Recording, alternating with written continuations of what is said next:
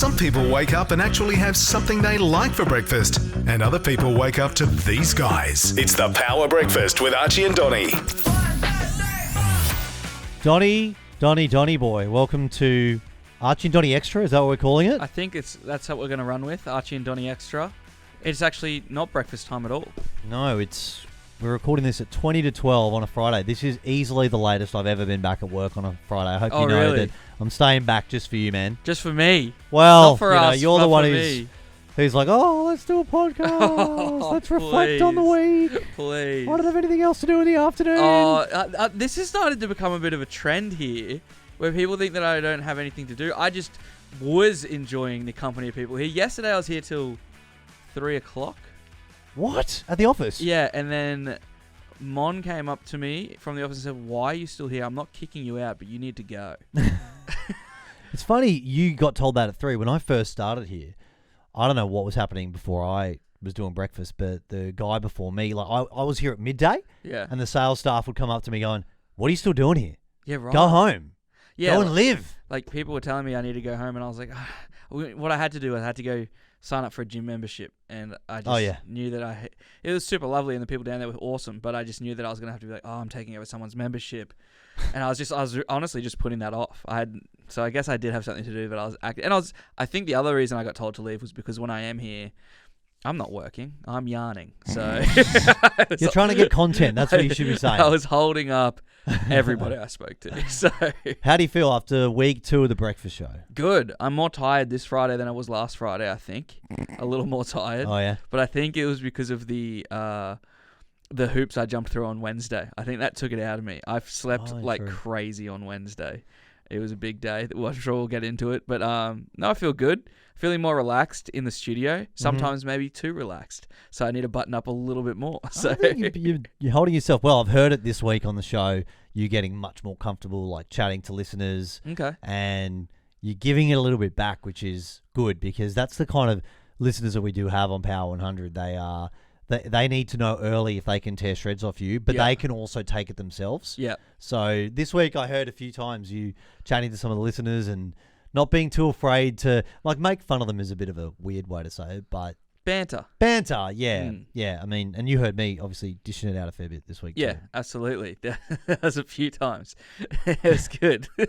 But man, let's talk about the start of the week. We came into the studio on Monday morning. I was guns blazing because the Aussies had pulled off a miraculous result in the Cricket World Cup. Yeah, absolutely. We did a lot of cricket on the show on Monday. Monday was cricket heavy, and as someone like cricket's not one of my top sports.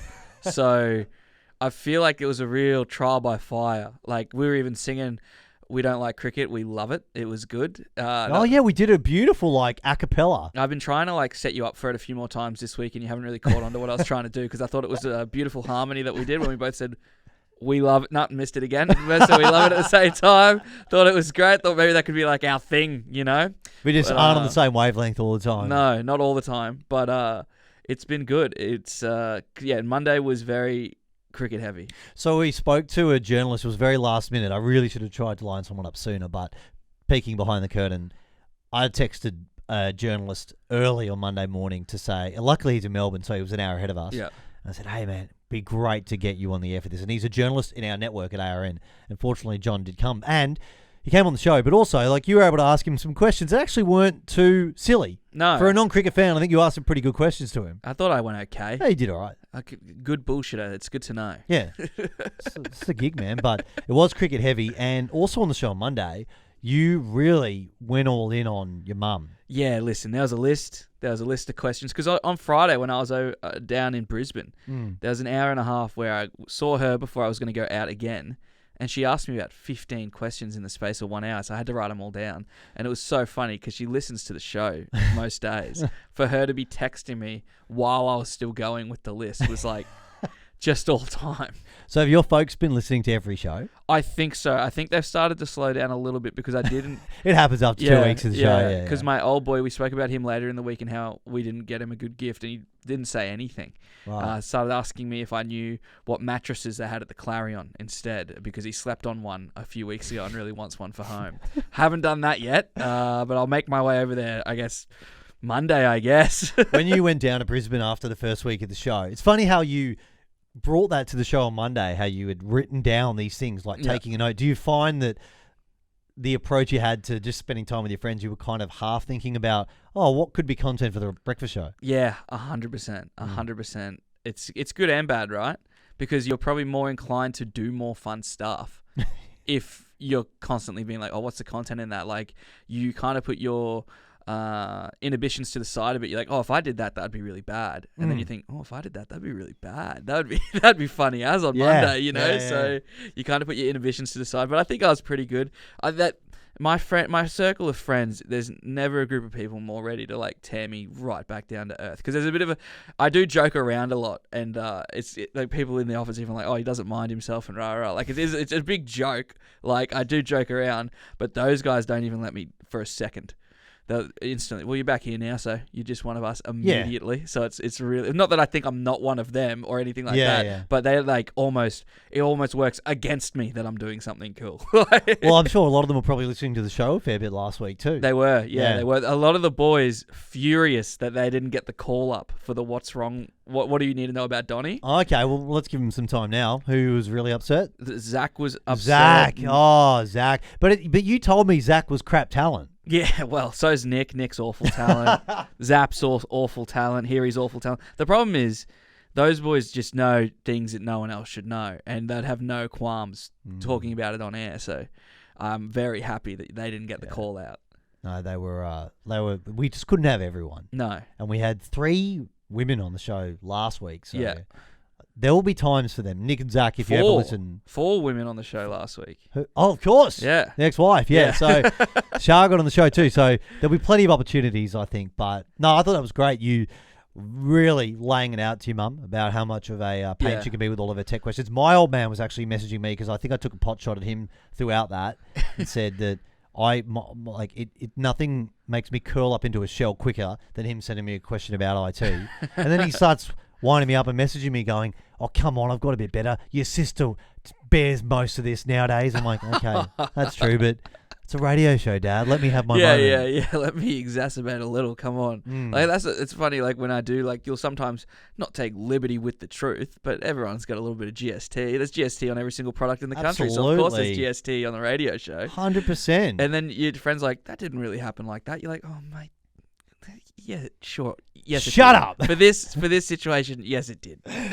We also got pretty vulnerable on the show on Tuesday this week. We read out the mean comments that we could find because the show has got quite a lot of publicity here in Townsville. We were very fortunate. The company's invested a lot of money in us. There's a couple of billboards up. Idiots. I know. I still find it strange. I'm sure you find it even more unusual. Very strange. The billboards is very, very interesting. But they also got the local paper here, the Townsville Bulletin, to publish an article about us, about the new show, and then there was like a one-page spread too. But they published the image of that on their Facebook page as well, on the Townsville Bulletin's Facebook page.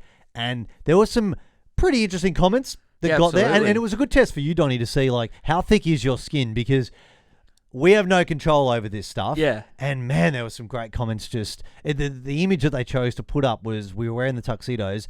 You still had your shirt on, but I was wearing a tuxedo suit jacket without a shirt on, with my hairy chest and my nipple out too. I don't know if I'm one of the first people in a swimming photo to have their nipple out in the Townsville Bulletin. You got to be up there. I think so. I think so. Because like, unless you're in board shorts, why else would the nip be out?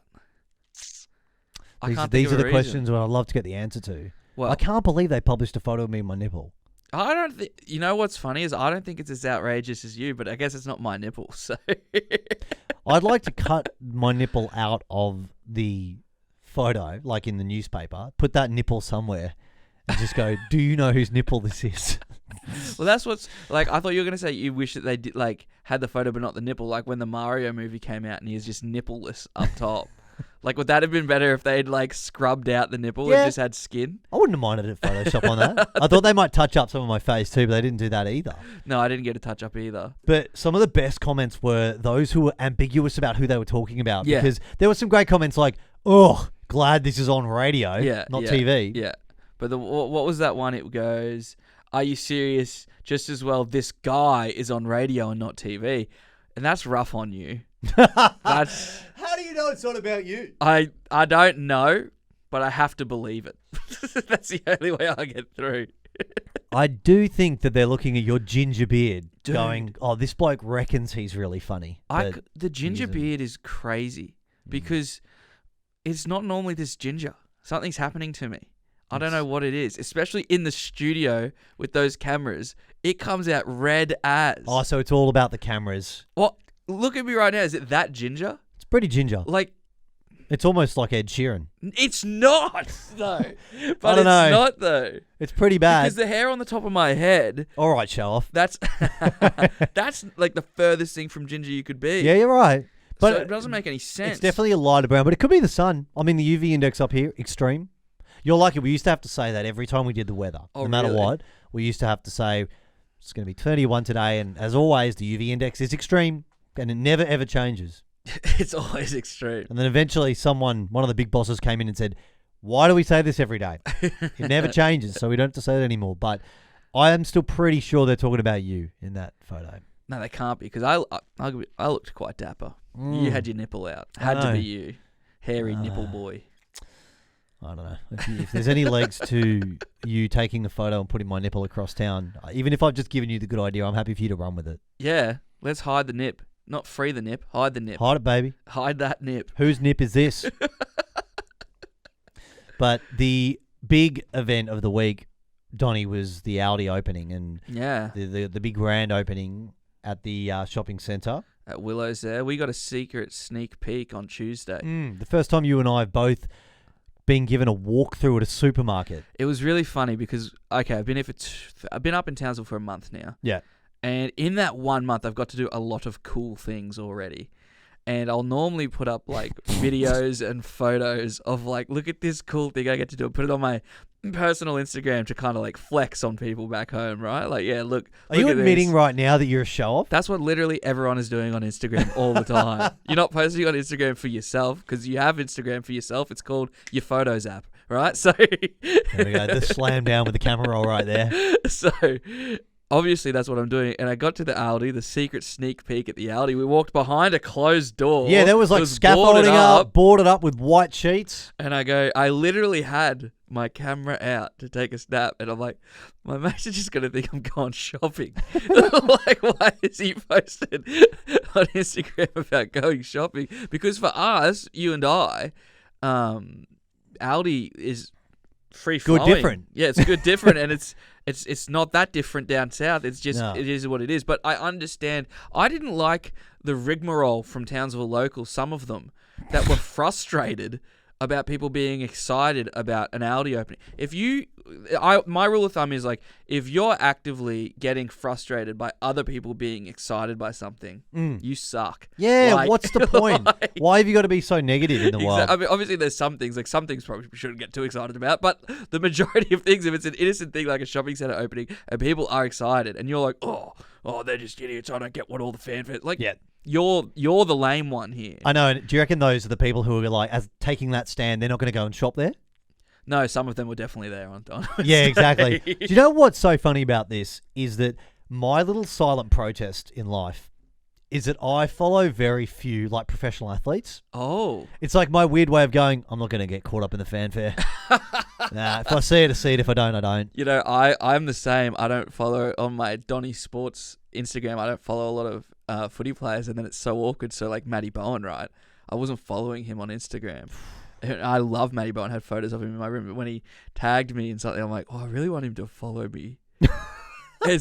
But then it's so awkward because why? So you know that he's following you? Yeah, but it's just this whole thing where it's like, well, if I send a follow and he sees it, he'll be like, I thought this guy was a fan.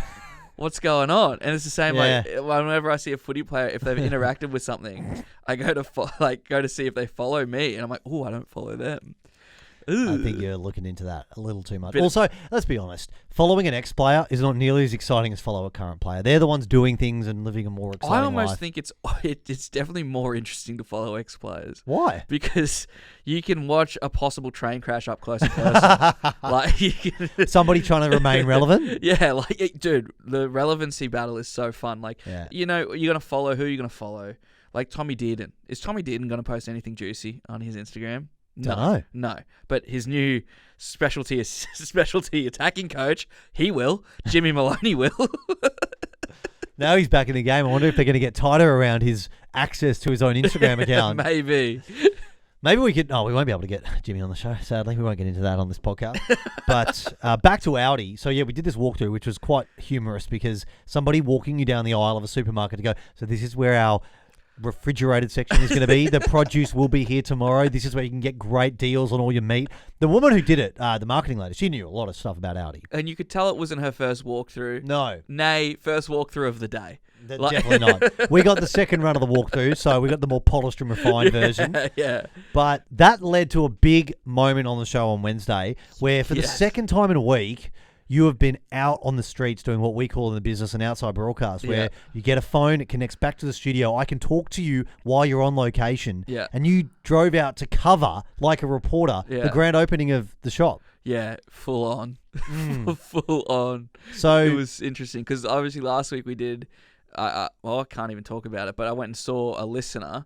Can't say who, can't say when, can't say why, but I went and saw a listener, and it was a controlled environment. It was early in the morning. It was no one around. No one around. And I had the power dynamic in that situation, right? Yep. They knew I was coming. I'm on the radio station that they listen to. Awesome. This is great. Yep. No. So you get to the shopping centre about an hour before they open the doors? Yeah, at least an hour, yeah. And something that we didn't reveal on air about the whole incident was that there was a rival station there. In a big way. In a huge way. In a hugely, you couldn't escape it way. And they had been given the, I guess, like they had been sold the rights to broadcast there from that. Now, there's nothing stopping us going there. We're allowed to go and cover it. It's a big event happening in the town. As you said, what, you reckon 500 people were in line? Yeah, at least. For a supermarket. It's pretty amazing. We have to be there, all right? So we decided that it'd be cool if you tried to speak to the person who had lined up earlier to be number one in line. Yes. And convince them to wear a Power 100 shirt. Yes. And we'd give them $100 off their first shop. Absolutely. If they wanted the $100, all they had to do was wear the shirt, especially number one, mate. And I was talking down the line to you. This guy might be like his come down. Like people talk about how when I get off air and the come down back to reality must suck.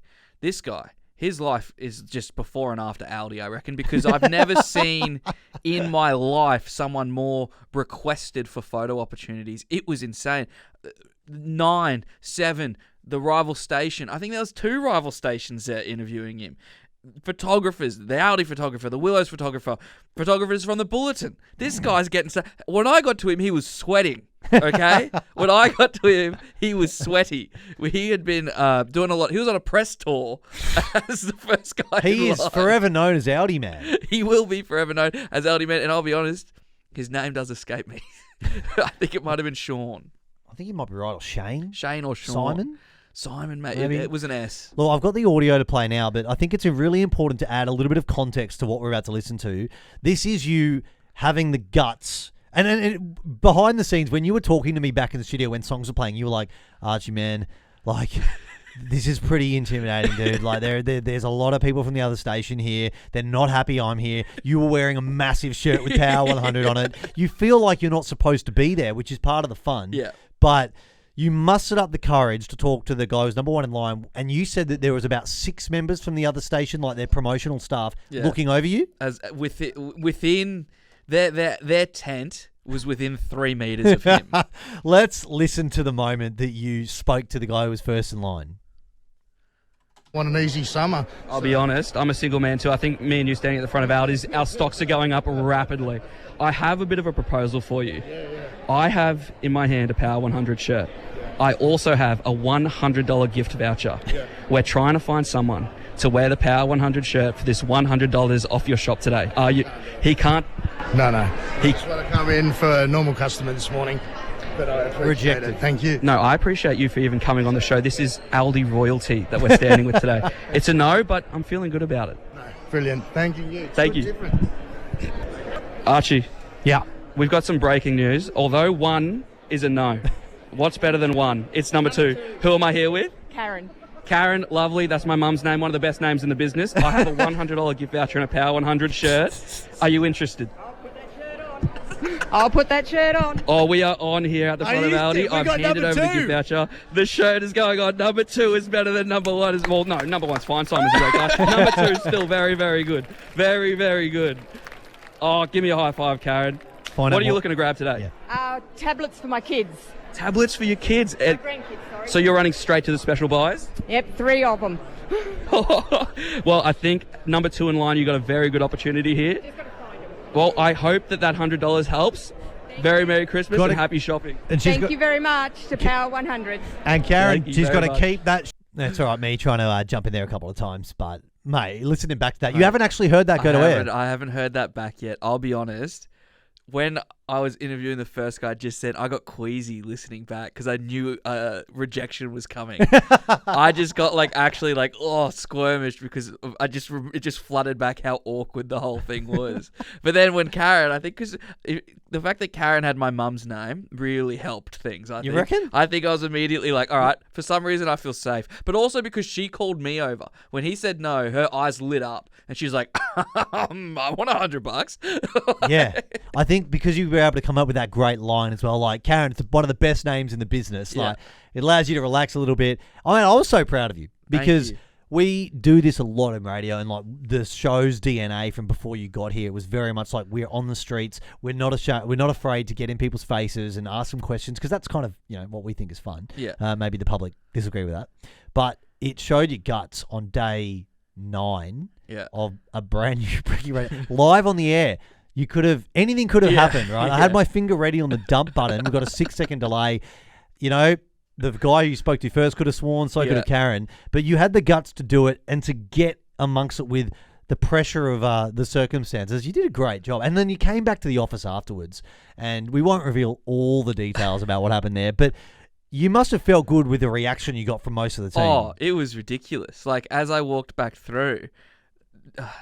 Digital Jack, sorry, I like to call him Hot Jack, but Digital Jack gave me a standing O.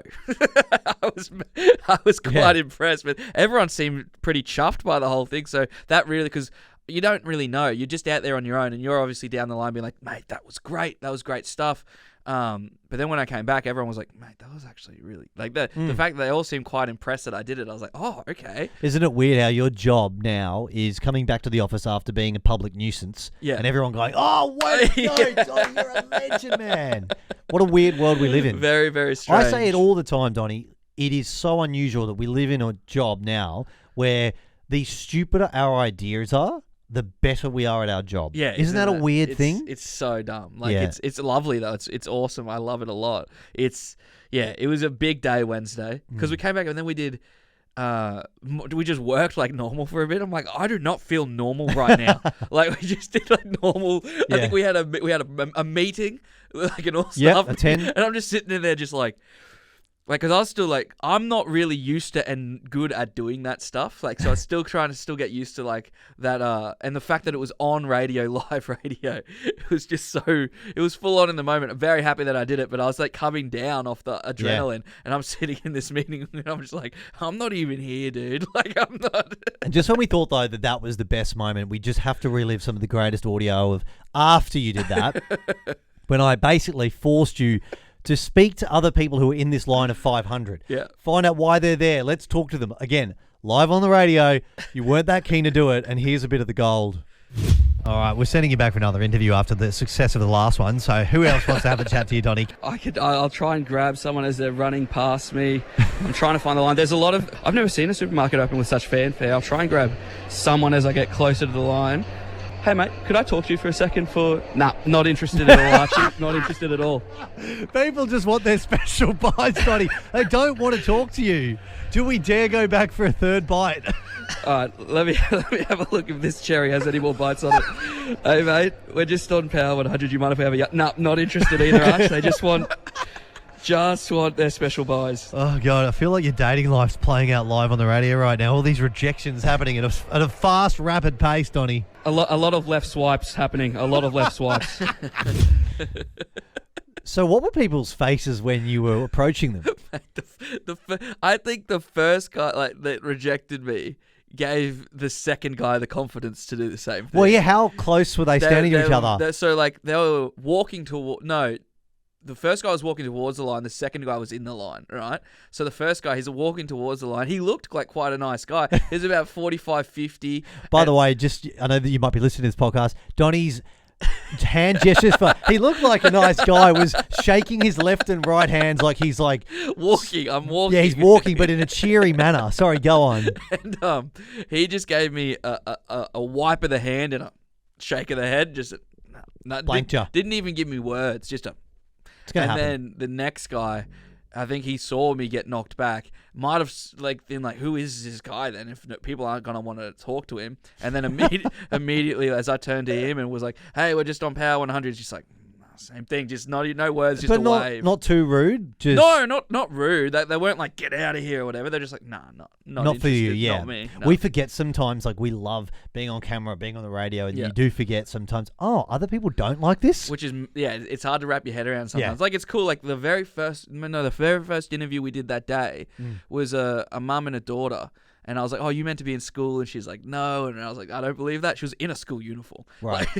And then immediately after, they were calling someone, smiling and happy. I'm like, oh, they must be like saying, oh, I was just on the radio. So a lot of people do think it's cool. But a lot of people are like, dude, I'm here for a washing machine. Can you leave me alone? Like, well, you handled yourself very well. And that rejection was just gold radio. Yeah, it well, sounded I think that's so better funny. radio than if it went well, you know? So and that's exactly, because if you had spoken to someone and they go, yeah, mate, I'm really excited for Aldi, and I mean that's funny as well, but you getting rejected was really the gold moment. Yeah. So well done for putting yourself out there. No, well done for putting me in that situation.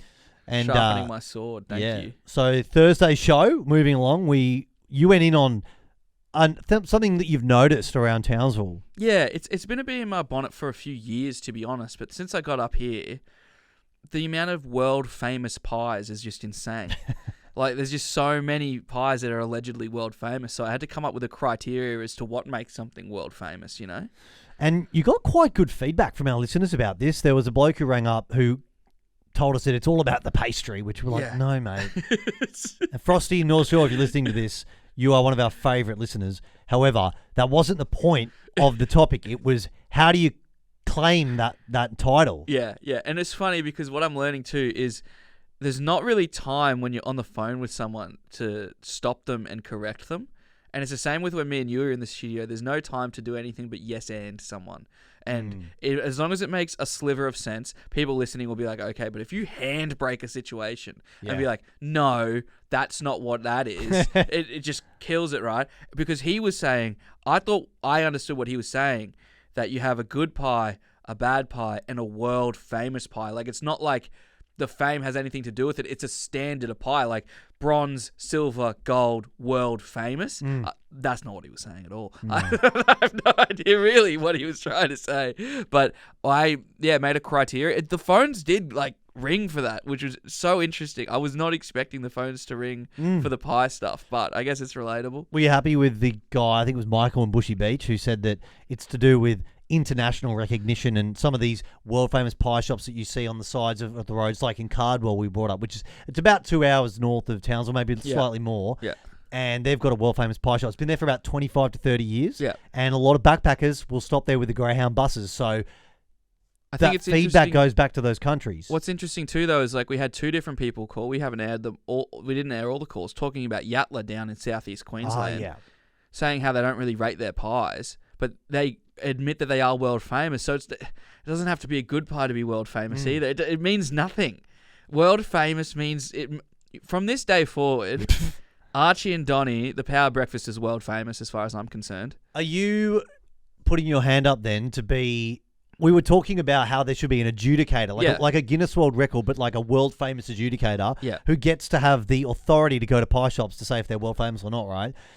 I feel like you want to play the other... you want to be like the health inspector, someone who is very much a disliked member of authority. You want to go around to world famous pie shops, question them, and then almost stick your unsafe Yeah. thing on their window going, not world famous. If that's my role, I'll play it. So if that's locally, like I tier them. I don't say not world famous. I like tier where they are famous. Famous in this postcode, famous in this suburb, famous in this city, famous in this state, nationally famous perhaps. I reckon they're the tiers. I'll be the judge. You know what the next level of that segment could be is we could, but the problem is like you don't want to make anybody look bad, but it would be awesome if a bakery was brave enough that said and claimed that they had world famous pies, right? Yeah. We get them on the air. We chat to them. We say, you reckon you're world famous? Yep. So if we rang someone in another country and we say, what do you think of Pimlico pies? Yeah. If they say, never heard of them, or never heard of them, man, we might ring America, then they have to take the world famous thing away from them. I mean, this is a really bad way to reflect negatively on a business. However, we could pick, I don't know, a world famous bakery in a state not loved by the one we broadcast in. Yeah. Call a world famous bakery down there and put them to the test, see if they want to put that claim to fame. Well, we could, if they're not from Queensland, we could just do it anyway. We could just start calling around. There's so many pie shops in Melbourne. It's ridiculous. They say world famous pie shops. They all say they're world but famous. I mean, it is an international city, Melbourne. There'd be a lot of people around the world who would eat let's the pies. call up and say, hey, have you tried Yarra River pies? Nah, didn't think so. Have a good day so anyway. unless every person on the planet has tried it, well, who are you meant to call? I don't know. So I'm not the one who brought this up. So you're suggesting that the company, the bakery, they put forward a name? Maybe. Everyone knows at least one person that lives overseas, right? You would think so. So, hole in that. I reckon. Or you just call a world famous bakery and go, well, how did you come up with the concept that it's world famous? Yeah. Someone needs to say something because you know who people have been calling pie eaters, not pie makers. Pie makers silent on this issue. It's like they've all banded together. The pie maker union is silent on this issue. Look, it could be a conspiracy. Silence, that's their strategy. And speaking of world famous, let's finish today talking about a cricket player in Townsville who we are making world famous, and that is, of course, a young lad called Matt Vella who plays C-grade cricket for Suburban Parks Cricket Club here in Townsville, a bloke who basically fell into my lap when I started trying to find a local cricketer who was really struggling and battling that we could say was the Power 100 Local Cricketer of the Year. Yeah. And now we're following his journey, and things got pretty crazy on the show on Friday. They did. It was basically, I've been knocked back a few times by management when I'm trying to sponsor this kid. And today the message was, since he only scored 2 runs on the weekend, if you want to do anything, it's at your own cost, right? Yeah. I'm new to a city. There's a lot of costs going on right now. I'm moving, I'm buying things. So I've put a bit of budget aside for Matt Vella to the tone of $14.50, a large Zinger box meal. Is that how much they cost these days? I don't know. It was a stab in the dark. I thought we just spoke about yes-anding people. Yeah, sure, mate. Yeah, that's how much. I mean, every time I go to the drive-thru, it amazes me how much they've gone up. But yeah, you put your own money on the line now. The Matt Vella budget is a real thing. Yeah. So if he scores 20 over the weekend, I will take him out personally for a Zinger box. I should probably make it $30 in there because I will want one too. And I hope you come as well, so you can. If I come, you buy my Zinger box. I'll buy 3 a trio. Really? I'll walk in just so I can say a trio of Zinger boxes, please. Now, were you surprised that we decided to run this on air as not just, that's the bet with Matt Vella, right? Yep. It was like we do all the time on the station. How can we involve as many listeners as possible, right? How can they be part of the journey? So we decided to run this as, well, let's ensure this bet with other listeners who could call up and they could say their guess as to how many runs Matt would make. And if it's anything less than 20 and their number is picked, so for instance, I think first cab with the rank was Dan and Jensen who said 2? Yeah, 2. 2 or 5? Yeah, 2 or 5. It was single digits. So he put 5 down. So if Matt Vella scores 5 runs, then all of a sudden Dan and Jensen gets a Zinger box. Yeah. Bro, our phone lines lit up with people wanting to get amongst some of the action. Arguably have lit up more on that last segment of the week than they did the entire week. No, I think that's fair. That's true. I think it was... Well, we couldn't see all the calls. The phones were full. Yeah. So there were people who couldn't get through to win a Zinger box. And you and I were reflecting on this afterwards. At 7 a.m. every day, we have a prize, sometimes valued at $200, $300. Yeah. Sometimes we won't get as many calls as a Zinger box. No. And we give away the potential to $1,000 every single day. Pick the riff. Pick the Riff gets a lot of calls. Yeah. Matt Vella got more. Yeah. Matt Vella is, and this is what I'm saying, Archie. People are invested. Matt Vella is the draw card to this station that I've been saying. He's the big name draw. People are Bigger worried than about. you? He's a bigger name than me, absolutely. People are worried about his cricket skills. Worry about the pay-per-view buys, all right? No one's talking about how good McGregor is in the ring. They're talking about how good he is on the mic, all right?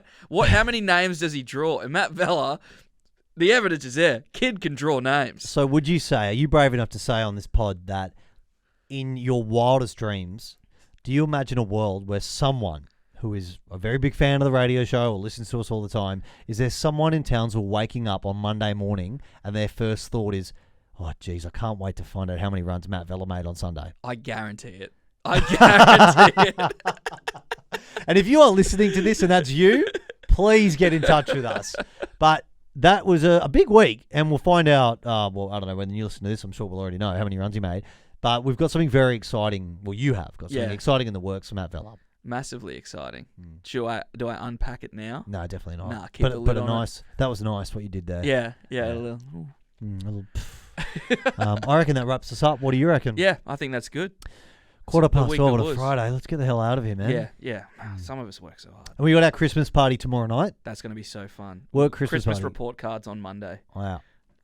That's going to be fun. Oh, that's going to be a lot. We haven't been, like, we were talking about, we haven't been in an alcoholic environment together yet. Not a big one. I've been here for a month. Well, when you came up to demo, we had a beer, but that was just beer. 1 or 2 beers, yeah. Yeah, like, I'm interested to see, how we vibe on the beers. It will be interesting. Yeah. Because I don't know. Could be the end of us. It could be. Or it could be the start. I'll say I'm expecting fireworks tomorrow night. From me and you. No. Just in general, I feel like you get a few drinks in. Anything could happen. It's a work Christmas party. It's been a long year. Yeah. Well, not for me. It's been a long month, I guess. You could be the guy just to throw the match. Yeah. Hey, you ever follow up on how he said that one time? All right.